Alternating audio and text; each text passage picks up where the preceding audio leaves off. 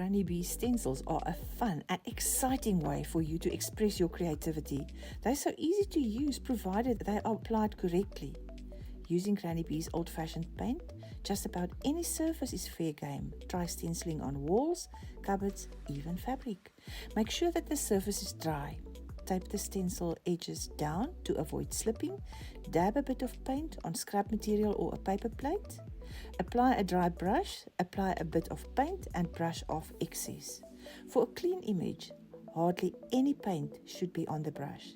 Slowly brush over edges of stencil, pressing slightly harder and more detailed areas.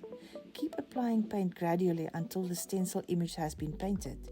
Try to keep the application of paint consistent throughout. If paint bleeds under the stencil, then too much paint has been used.